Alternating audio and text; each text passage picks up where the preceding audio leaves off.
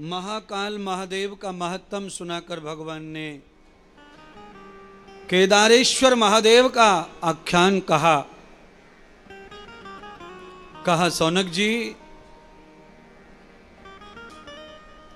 हिमालय की महिमा बढ़ाने के लिए धर्म के पुत्र नर और नारायण ने घोर तपस्या करके भगवान शिवजी को प्रसन्न कर लिया, जिसे हम बद्रिकाश्रम कहते हैं, बद्री धाम कहते हैं, केदार धाम कहते हैं। वहां पर कुमार 4 ऋषियों ने भी तपस्या की, सनकादिक ऋषियों ने, और वहीं धर्म के पुत्र भगवान विष्णु के अवतार नर नारायण, भगवान विष्णु के नर नारायण अवतार का उद्देश्य यही है कि पर्वतों की पूजा हो। पर्वतों को जो लोग खाए जा रहे हैं, नष्ट कर रहे हैं, जिन पर्वत मालाओं की वजह से शोभा बढ़ती है देश की धरती की, और उन पर्वतों की वजह से भूमंडल चलता है, महादेव उनके प्रभाव से प्रकट हुए। तो उनका स्वागत कैसे किया जाए, उनको कौन सा प्रसाद चढ़ाया जाए। नर नारायण जब ध्यान में बैठे थे उस समय उनके पास कोई वस्तु पदार्थ द्रव्य नहीं था। जैसे ही भगवान शिव पधारे तो उनके भोग में नर नारायण भगवान ने कंकड़ पत्थर चढ़ा दिए। कहा, प्रभु यहां यही उपस्थित है, आप आज कंकड़ों का ही भोग करके हमें भक्ति का वरदान दो। तो भक्त से भगवान कितने प्रसन्न हैं। अब कथा मैंने कही थी, अब ये फल आ गया। अगर आपकी भक्ति में दम है तो भगवान को दूध दही जल भी नहीं चढ़ाना है, फिर पत्थर मिट्टी भी चढ़ाए तो भी भगवान तुम्हारे ऊपर कृपा करते हैं।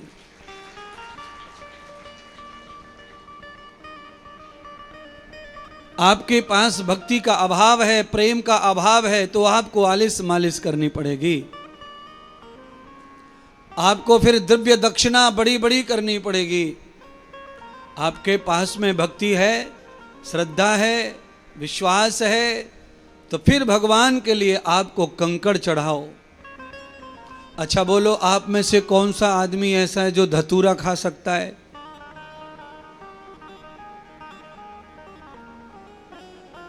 मैं तो नहीं खा सकता, पहले क्लियर कर दे रहा हूं, फिर तुम भी नहीं खा सकते, तुमने भी कर दिया क्लियर। पर भगवान भोलेनाथ के बारे में तो लिखा है कि वो समय आने पर धतूरा भी खा लेते हैं, जहर भी खा जाते हैं तुम्हारे कल्याण के लिए। जैसे मीरा का प्याला जहर बन गया प्रभु कृपा से, ऐसे ही भक्त की भावना से धतूरा भी अमृत बन जाता है परमात्मा शिव के लिए। पर प्रेम भक्त का सच्चा होना चाहिए। अगर वो धतूरा मुझे नुकसान करता है तो शिव जी को भी नुकसान करेगा। अगर धतूरा मेरे लिए फायदा करता है तो शिव जी को भी फायदा करेगा। चूहे मारने की दवा कोई भी खा ले, मनुष्य को केवल नुकसान करेगी, क्योंकि वो मारने के लिए ही बनी है दवा। उसका फिलॉसफी ही मारना है, चाहे चूहा चाहे इंसान। जो खाएगा वो मरेगा।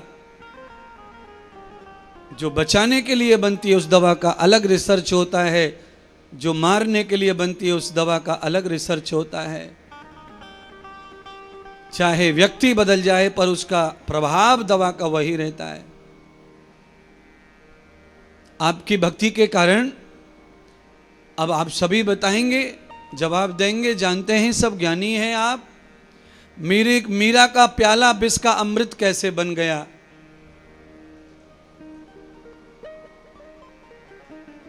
उनके परिवारी जनों ने तो विष डाल दिया था प्याले में, फिर वो अमृत कैसे बना? अमृत बनने के पीछे कहानी है मीरा की निष्ठा, मीरा का सजा हुआ प्रेम, प्रभु के प्रति अनुराग।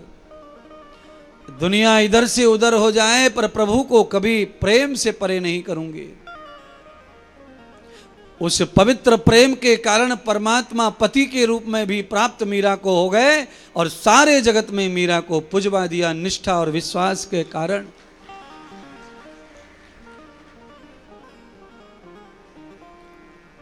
आप कर्मठता करके दिखाओ, प्रेम करके दिखाओ। आप अपने प्रेम को इतना लचीला बना दो, इतना रसीला बना दो कि प्रभु मेरे निकल आए पत्थर से जमीन फाड़ कर आपके लिए। वो स्वयं दौड़े चले आए तुम्हारे लिए, तुम जहां बुलाओ वहां। पर वो तभी संभव है जब आपका सिर्फ प्रेम ही प्रेम होगा, दूसरा कोई कुभाव नहीं होगा। और देखिए, जो आदमी सच्चा प्रेम करता है ना, उसे कोई दूसरी तस्वीर दिखती ही नहीं है, चाहे कोई अच्छा हो, चाहे कोई बुरा हो, चाहे कोई ना हो। हमारे और उनके बीच में अगर कोई आ रहा है और हमें दिख रहा है तो समझ लो हमारा प्रेम खोटा हो गया, बनावटी हो गया, दिखावटी हो गया, स्वार्थी हो गया।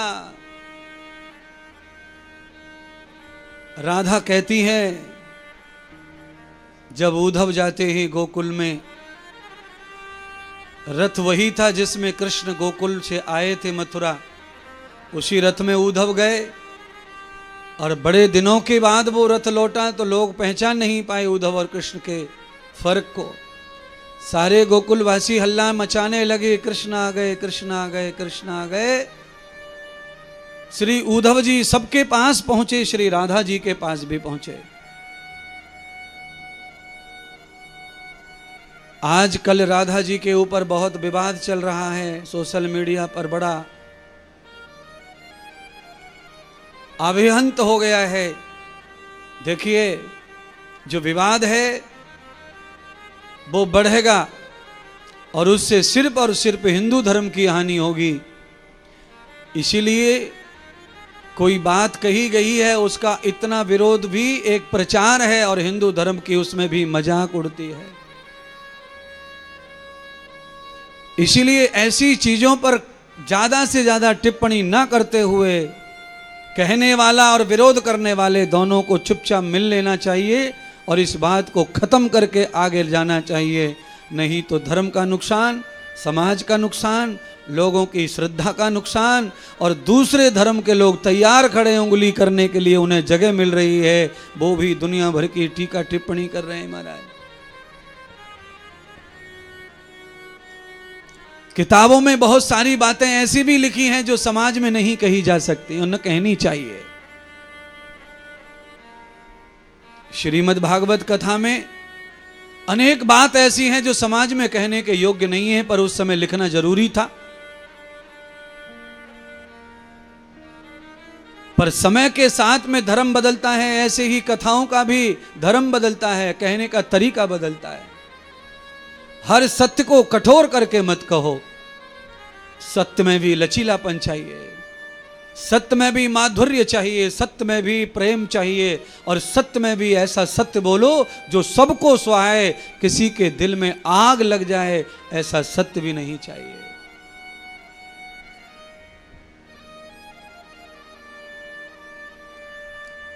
कुछ लोग तो बैठे ही कमी निकालने के लिए हैं, और कुछ लोग ऐसे हैं कि कमी को छोड़ देते हैं। अगर किसी ने 99 अच्छी बात कही है तो एक बात खराब निकल गई तो निकल गई, उसको पकड़कर कुछ लोग बैठ जाते हैं। तो इसीलिए हम सब वक्ताओं को चाहिए कि सोच के समझ के हम कहें, और गलती होने पर तत्काल अपने शब्द को वापस लेकर क्षमा याचना करके उस विषय को वहीं समाप्त करें। उस पर विश्लेषण करने से वो विषय जो है आग बन जाता है, और वो आग न जाने कितने लोगों की श्रद्धा को जला के राख कर देती है। बोलो श्री राधा रानी की जय हो। श्री राधा जी ने कहा, सुनिए, ये जो विवाद है ना, व्यर्थ का ही हो रहा है विवाद। जो कहा गया है वो भी सच है, जो विरोध कर रहे हैं वो भी सच ही है, बातें दोनों ही सच हैं। पर कुछ लोग उस सच को नहीं मानना चाहते जो कही गई है, और कुछ लोग उस बात को नहीं मानना चाहते जो विरोध किया जा रहा है। किताबों में तो अलग अलग लिखा है इसीलिए हिंदू धर्म का नुकसान हो रहा है कि एक ही महापुरुष के लिए अलग अलग ग्रंथ बनाए, अलग अलग लोगों ने अलग अलग बातें लिखी हैं। राम के बारे में रामायण 22, 23, 24, 25 रामायण अलग अलग बात कहती हैं। इसीलिए रामायण के ऊपर भी बार बार उंगली उठती रहती है महाराज। केवल महाभारत नहीं दूसरा लिखा गया है अभी तक, इसलिए महाभारत पर उंगली नहीं उठाई गई है। मेरा नाम हो जाए, मैं ज्ञानियों में मेरा नाम हो जाए, मैंने राम के ऊपर ग्रंथ लिख दिया, मैं महान हो जाऊं। लोग इसी तत्काल में लिखते जा रहे हैं, उन्हें कुछ पड़ी नहीं है कि हमारे मरने के बाद लड़ाइयां होंगी हमारी कथाओं के ऊपर। हम जिन इतिहासों को लिख रहे हैं उन इतिहासों में बदलाव सब किताबों में अलग अलग है।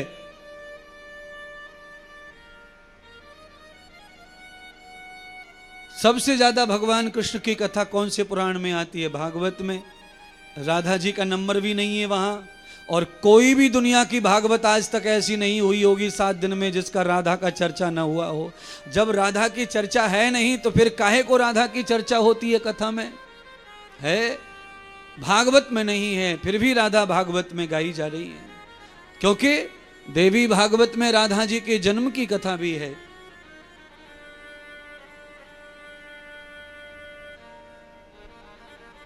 ब्रह्म पुराण में भी राधा की चर्चा है, पद्म पुराण में भी राधा जी की चर्चा है।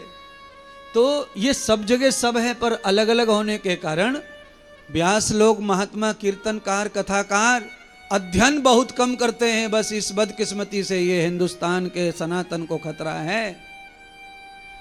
अध्ययन करने में रुचि नहीं है कथाकार की। इसीलिए स्वाध्यायशील जीवन होना चाहिए। इसीलिए महर्षि कहते हैं अपरग्रह, सोच, संतोष, तप, जप, स्वाध्याय, ब्रह्मचर्य, ये सारे लक्षण होने चाहिए, तब जाकर के सब सही होता है। स्वाध्याय इतना ज्यादा करो और मूल ग्रंथों का स्वाध्याय करो। ये जो नोट्स लिख लिख के छाप के प्रेसों पे पंडितों ने लिख दिए, कई पंडित जियों की किताब हैं अलग अलग कथाओं, कई आचार्यों ने कथा लिखी हुई हैं अलग अलग। भागवत के अलावा अनेक भागवत लिखी हैं जिससे जल्दी कथा करना सीख जाएं लोग। जल्दी के चक्कर में कथा का नाश हो गया है, भागवत मूल का नाश कर दिया है। वृंदावन में छोटी छोटी किताबें ले लेके बच्चे पढ़ पढ़ के कथा कर रहे हैं, उन्हें कथा की ABCD भी मालूम नहीं है और पूरे देश भर में कथा करते घूम रहे हैं। और शास्त्रार्थ जब होंगे तो इनके पास में एक शब्द नहीं होगा जवाब देने के लिए। 7 दिन की कथा क्या होती है? 18,000 श्लोक पूरे 7 दिन के लिए बनाए हैं, पर 7 दिन की कथा के नोट्स लिख दिए, किताब में छाप दिए और लिख दिया है कथा सार, कथा महत्तम, कथा फलाना, कथा रस, कथा रहस्य, अलग अलग नाम दे करके। उससे क्या हो रहा है? ग्रंथ कमजोर हो रहे हैं, पुराण कमजोर हो रहे हैं, विद्वान कमजोर हो रहा है, क्योंकि वो स्वार्थ में उन्हीं को पढ़ के आगे बढ़ जाता है और छोटी बातों से ही धन कमाता है, तो उसे फिर और ज्यादा पढ़ने की जरूरत पड़ती नहीं है। इसलिए मैं सभी आचार्यों से, सभी विद्वानों से, सभी पंडितों से प्रार्थना करूंगा हाथ जोड़ के कि कैसे भी करके आचार्य कथाकारों को विद्वान बनाने का प्रयत्न करो।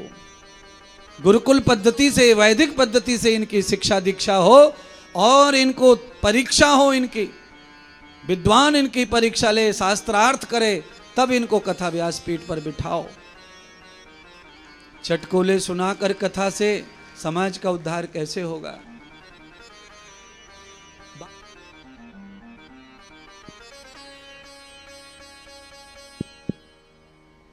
बार बार आता है देखने को। कुछ लोग इन्हीं चीजों के लिए बैठे रहते हैं, किसी को पकड़ें। कोशिश सब करो, हमसे गलती हो जाए, हमसे हुई हो, हम कोशिश करें, सब कोशिश करें, पर बंधुओं इन विवादों को बढ़ाएं नहीं। इससे बड़ी हिंदुत्व को बड़ी परेशानी को भोगना पड़ता है। रफे दफे करें इन बातों को जल्दी से जल्दी। अनर्गल बोला न जाए, और बोला जाए तो उसे बैठकर हल करके समाप्त किया जाए। गलती सबसे हो जाती है, आज इससे हो गई, कल उससे हो गई, परसों उससे हो गई, हो जाती है, पर अध्ययन करते हुए आगे बढ़ते चलें और कार्य को सफल करते चलें। बात चल रही थी कथा में केदारनाथ महादेव की। भगवान शंकर नर नारायण के प्रभाव से प्रसन्न हो गए और कंकड़ भोग में खा करके भगवान ने फूल पल्लव बिल्व दूध दही का फल दे दिया नर नारायण को। कहा फल मांग लो। तब नर नारायण कहते हैं प्रभु आप मेरी भक्ति से प्रसन्न हैं, तो इस हिमालय के इस पर्वत के सम्मान के लिए आप यहाँ स्थापित हो जाइए ज्योति के रूप में।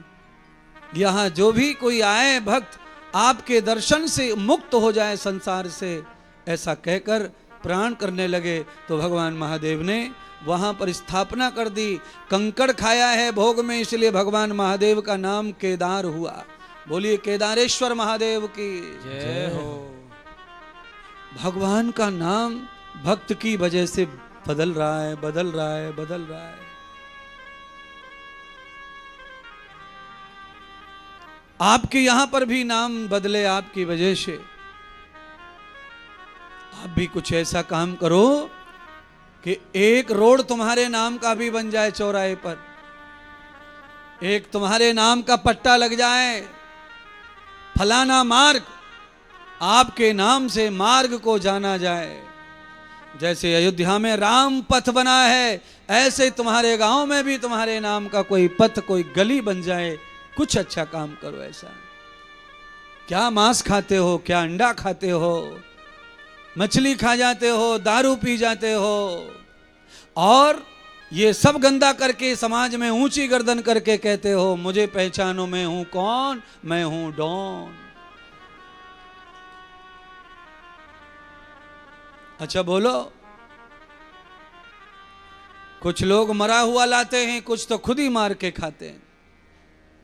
दूसरे के बच्चे को मारकर खाकर तेरे बच्चे कैसे सुखी रहेंगे? बच्चे दूसरे के दुख में दुखी हो जा, दूसरे के सुख में सुखी हो जा, तेरा भला होगा। अपने मौज मस्ती के लिए दूसरों को दुखी करने वाला कभी सुखी नहीं होगा। इसीलिए ये कथा, भगवान शिव जी पर देखो गंगा जल चढ़ाते हैं।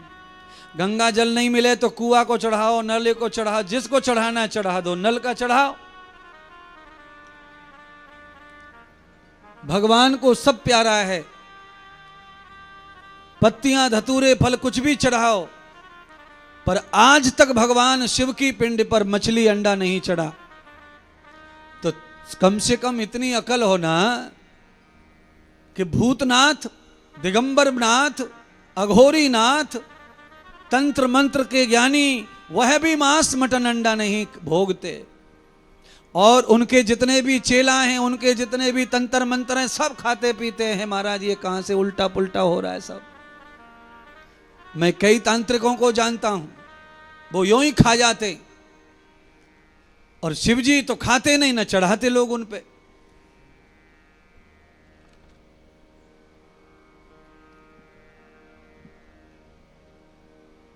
शिव जी ने मुंडों की माला पहनी है, मुंड धारण किए हैं। वो मुंड धारण करने का मतलब होता है अपना सिर भगवान के चरणों में अर्पण करना। वो हिंसा नहीं है, वो बलि नहीं है। बलि का मतलब है बलिदान होना, समर्पित होना। बलिदान के 3 मूल हैं, धन, मन और तन। ये तीनों से जो जिसका हो जाए वो बलिदान हो गया। तन से, मन से, धन का आप हो जाइए। राजा बलि ने बलिदान दिया, तन मन धन दे दिया।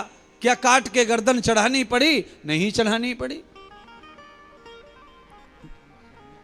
भगवान नारायण ने उसी बलि को मान लिया।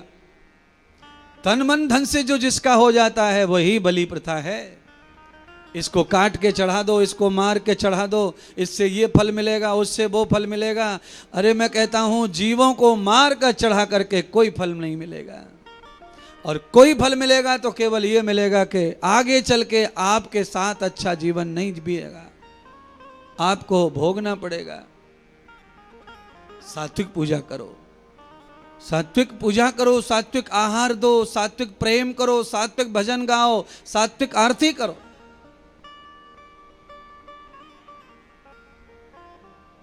पूजा में भी हिंसा करते हैं लोग।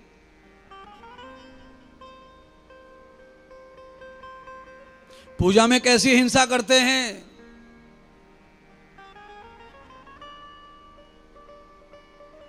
ये जो बलि प्रथा है यही हिंसा है। केदारेश्वर महादेव बद्रीनाथ के ही निकट तो है, गंगा के तट पर बसे हुए हैं, जहां सारी दुनिया जा रही है आज 4 धाम करने के लिए,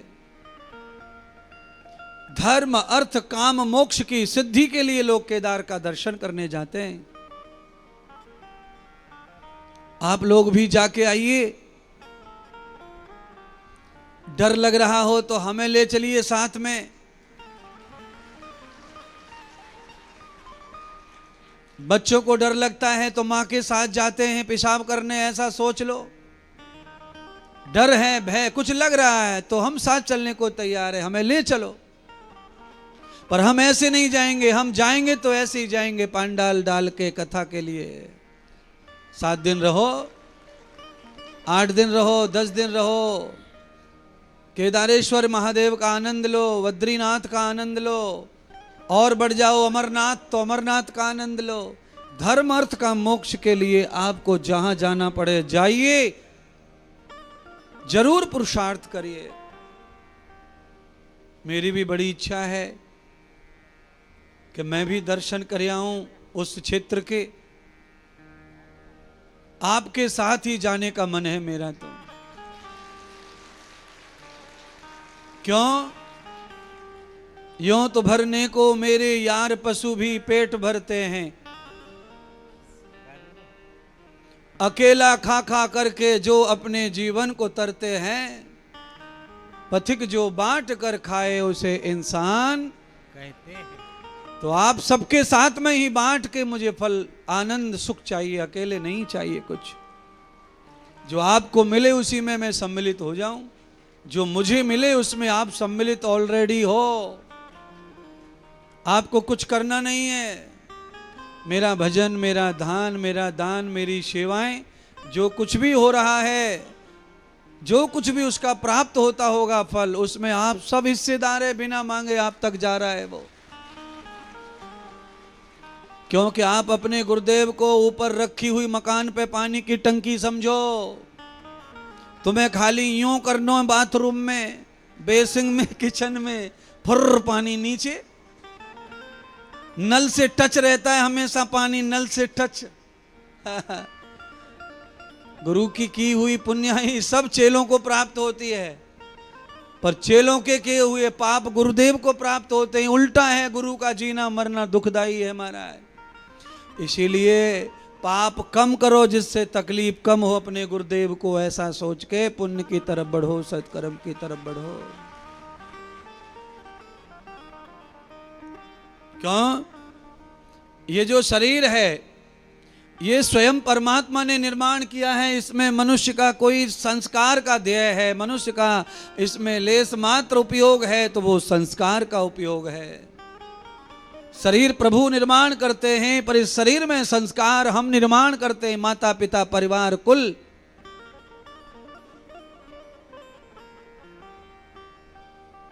पर भगवान इसे निर्माण करता है। क्यों? क्योंकि भगवान मानव के शरीर में सुखी और आनंदित रहता है। उसके लिए सबसे सुरक्षित जगह मानव का शरीर है। भगवान अगर सबसे ज्यादा कहीं रहते हैं तो वो मानव के शरीर में ही खुश रहते हैं। क्यों? आप बताओ क्यों? राम जी का मंदिर कितना भी भव्य बना है, मूर्ति भी भव्य है, पर वहां कोई जा रहा है पानी पूड़ी लेके, पुदीना का पानी ले लो राम जी, बड़े दिनों से पेड़े खा खा के थक गए होंगे ना, चटपटा कर ले हो ना। पर राम जी जब मानव के शरीर में बैठे हैं तो रोज सब टेस्ट लेते रहते हैं। पर एक खतरा राम जी को बढ़ गया है कि राम जी जिस शरीर में बैठे हैं उस शरीर में अंडा घुस जाए, कहीं से बकड़ा घुस जाए, मछली घुस जाए तो राम जो है व्याकुल हो जाते हैं। इसीलिए राम के बंसियों से कह रहा हूं कि अंडा मांस मत डालो, क्योंकि जीभा पे कंठ पे मां सरस्वती बैठी है, और यहाँ जहाँ हार्ट और दिल धड़कता है वहाँ शिव बैठा है, जहाँ जाता है पेट में वहाँ नारायण बैठा है, जहाँ से घुसेड़ रहे हो इन हाथ और उंगलियों में लक्ष्मी और गोविंद कृष्ण बैठे हैं, उन्हें मैला मत करो, मैला मत करो, ये मैं बताना चाहता हूं। कराग्रे बसति लक्ष्मी कर मध्ये च गोविंदम।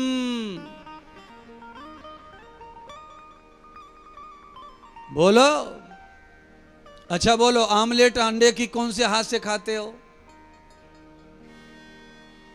ये पांचों उंगलियों में लक्ष्मी बैठी है।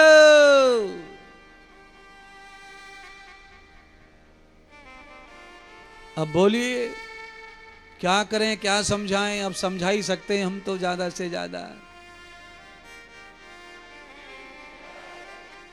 आ जाइए फिर, आपके परिवार में दुख का कारण क्या है उस पे आ जाओ। बंगला है, गाड़ी है, घोड़ा है, पैसा है, सोना है, अलमारी भरी पड़ी है सोने से, पर घर में कट कट के अलावा कुछ नहीं है।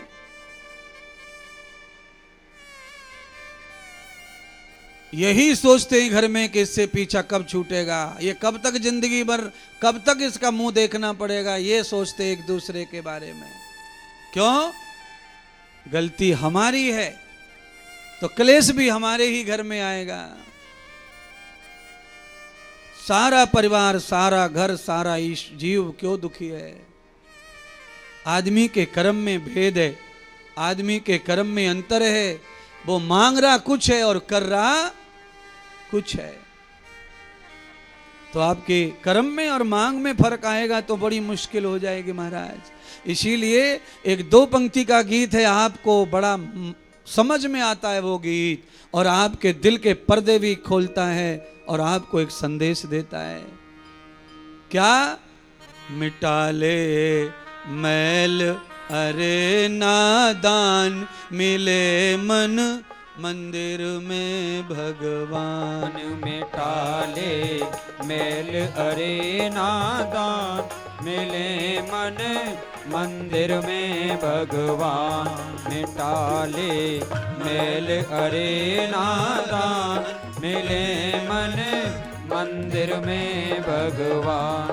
मिले मन मंदिर में भगवान, मिले मन मंदिर में भगवान। मिले मन मंदिर में भगवान। मिले मन मंदिर में भगवान।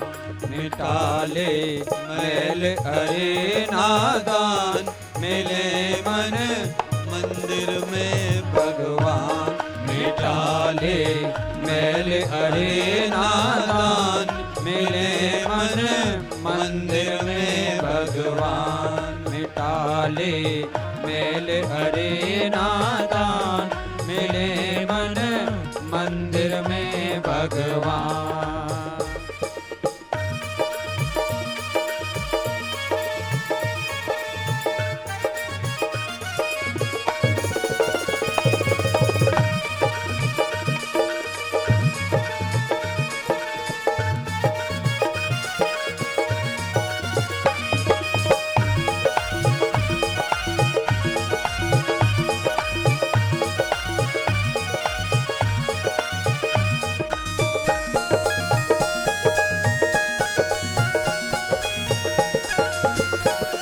बलिहारी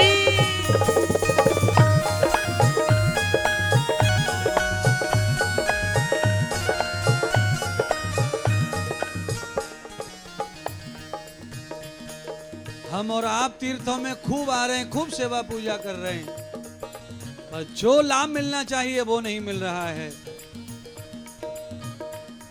कर्म का फल तो मिलता ही है, आपको भी मिल रहा है, क्योंकि मन मैला है। मल उजला करो।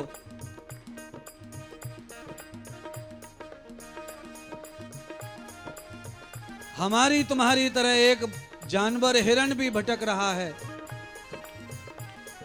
उसका क्या भटकना? कस्तूरी मृग नाभि में वो ढूंढत बन झाड़ी में। कस्तूरी मृग नाभि में वो ढूंढत बन झाड़ी में। कस्तूरी मृग नाभि में वो ढूंढत बन झाड़ी कोई फायदा नहीं में। सब अपने बिना अकल के चला रहे हो। कस्तूरी मृग नाभि क्या लेना क्या नहीं लेना। ढूंढत बन झाड़ी में। कस्तूरी मृग नाभि में वो ढूंढत बन झाड़ी में। नाक होता है हैरान मिले मन मंदिर में भगवान। नाहक क्यों होता है हैरान मिले मन मंदिर में भगवान। मिले मन मंदिर में भगवान। मिले मन मंदिर में भगवान। मिले मन मंदिर में भगवान।